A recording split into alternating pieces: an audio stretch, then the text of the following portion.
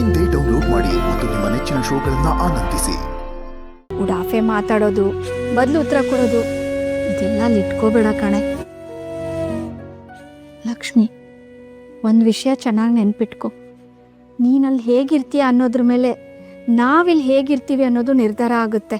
ನಾವಿರೋದು ಒಂದು ಚಿಕ್ಕ ಹಳ್ಳಿನಲ್ಲಿ. 4 ಜನ ಏನು ಅನ್ಕೋತಾರ ಅನ್ನೋದು ನಮಗೆ ಮುಖ್ಯ ಆಗುತ್ತೆ. 4 ಜನ 4 ಥರ ಮಾತಾಡಿದ್ರೆ ನಮಗೆ ಬದುಕೋದು ಕಷ್ಟ ಆಗುತ್ತೆ ಕಣೆ. ನೀನೇನೇ ಮಾಡೋ ಹಾಗಿದ್ರು ಒಂದ್ಸಲ ನಿಮ್ಮ ಅಪ್ಪ, ಮೇಘ, ಶ್ಯಾಮ್ ಅವ್ರನ್ನ ನೆನಪಿಸ್ಕೊ. ಅವ್ರ ಭವಿಷ್ಯ ಹಾಳಾಗಬಾರ್ದು.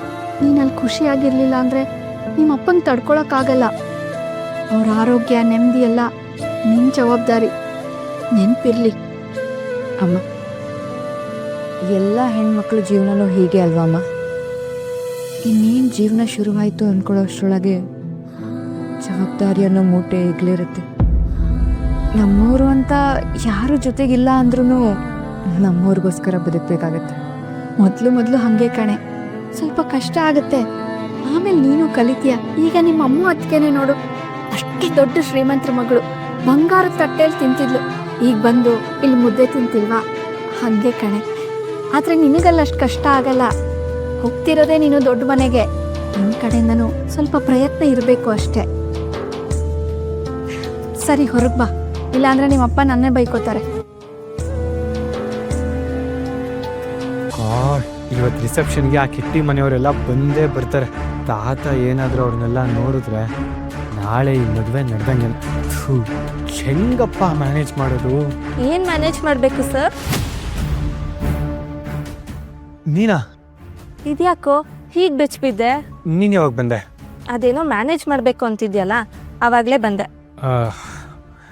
ಅದು ಸರಿ, ಏನು ಮ್ಯಾನೇಜ್ ಮಾಡೋದು? ಅದೇ ಕಣೆ, ಇವತ್ತು ರಿಸೆಪ್ಷನ್ಗೆ ಸಿಕ್ಕಾಪಟ್ಟೆ ಜನ ಬರ್ತಾರಲ್ಲ, ಅವ್ರನ್ನೆಲ್ಲ ಹೆಂಗೆ ಮ್ಯಾನೇಜ್ ಮಾಡೋದು ಅಂತ ಅನ್ಕೋತಿದ್ದೆ ಅಷ್ಟೇ. ನೀನು ಯಾಕೆ ಸುಮ್ಮನೆ ಆ ಲಕ್ಕಿ ಮದ್ವೆಲಿ ಕೆಲಸ ಮಾಡೋದಕ್ಕೆ ಒಪ್ಕೊಂಡೆ? ನೋಡು, ನಿನಗೆ ಎಷ್ಟೊಂದು ಟೆನ್ಷನ್ನು. ಅದೆಲ್ಲ ಬಿಡು. ತಾತ ಇಲ್ಲಿ ಏನು ಮಾಡ್ತಾ ಇದ್ದಾರೆ?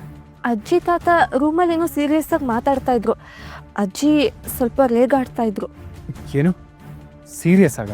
ಹ್ಞೂ ಕಣ, ಅಪ್ಪ ಅಮ್ಮ ಕೂಡ ಅಲ್ಲೇ ಇದ್ರು. ನಾನು ಹೋಗಿ ನೋಡೋಣ ಅಂದ್ಕೊಂಡೆ.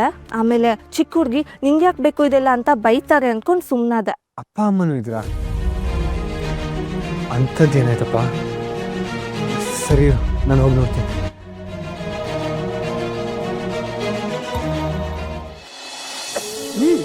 ಎಷ್ಟು ಹೇಳಿದ್ರು ಕೇಳಬೇಡಿ ನೀವು ನನ್ನ ಮಾತನ್ನ. ಚಳಿಲಿ ಗಾಳಿಲಿ ಶಾಲು ಹೊತ್ಕೊಳ್ದೆ ಹೊರಗಡೆ ಹೋಗ್ತೀರಾ? ಈಗ ನೋಡಿ, ಸರೋಜಾ. ಸರೋಜಾನೇ ಹೇಳ್ತಿರೋದು. ನನ್ಗೇನು ಆಗಿಲ್ಲ ಕಣೆ. ಇನ್ನು ಏನು ನಿಮ್ಮಷ್ಟಕ್ಕೆ ನೀವು ಚಿಕ್ಕ ಹುಡುಗ ಅನ್ಕೊಂಡಿದ್ದೀರಾ? ಏನೂ ಆಗಿಲ್ಲ ಅನ್ಕೊಂಡು. ಅಪ್ಪ, ನಾನು ಡಾಕ್ಟ್ರಿಗೆ ಫೋನ್ ಮಾಡ್ತೀನಿ. ನೀವು ತುಂಬ ನೆಗ್ಲೆಕ್ಟ್ ಮಾಡ್ತಾ ಇದ್ದೀರಾ. ಹೌದು ಮಾವ, ಒಂದ್ಸರಿ ಡಾಕ್ಟ್ರ್ ಬಂದು ನೋಡಿ ಮೆಡಿಸಿನ್ ಕೊಡ್ಲಿ. ಸುಮ್ಮನಿರಮ್ಮ, ಡಾಕ್ಟರ್ ಬಂದು ನೋಡುವಂಥದ್ದೇನು ಆಗಿಲ್ಲ ನನಗೀಗ. ಇವ್ರು ಹೀಗೆ ಕಣಮ್ಮ, ಯಾವತ್ತೂ ಆಸ್ಪತ್ರೆ ಮೆಟ್ಲು ಹತ್ತಿಲ್ಲ. ಇಷ್ಟು ವಯಸ್ಸಾದ್ರೂ ಇಂಜೆಕ್ಷನ್ ಹೆದರ್ಕೋತಾರೆ. ಅದಕ್ಕೆ ಹೀಗಾಡ್ತಿರೋದು. ಅಪ್ಪ, ಏನಾಯ್ತು? ಯಾಕೆ ಎಲ್ಲರೂ ಹೀಗೆ ನಿಂತಿದ್ದೀರಾ? ತಾತಂಗೆ ಹುಷಾರಿಲ್ಲ, ಜ್ವರ. ತಾತಂಗೆ ಹುಷಾರಿಲ್ವಾ? ಬಾಸ್, ಏನಾಯ್ತು? ಏನು ಮಾಡ್ಕೊಂಡ್ರಿ? ಏನಿಲ್ಲ ಕಣೋ, ಸ್ವಲ್ಪ ಸುಸ್ತು ಅಷ್ಟೇ.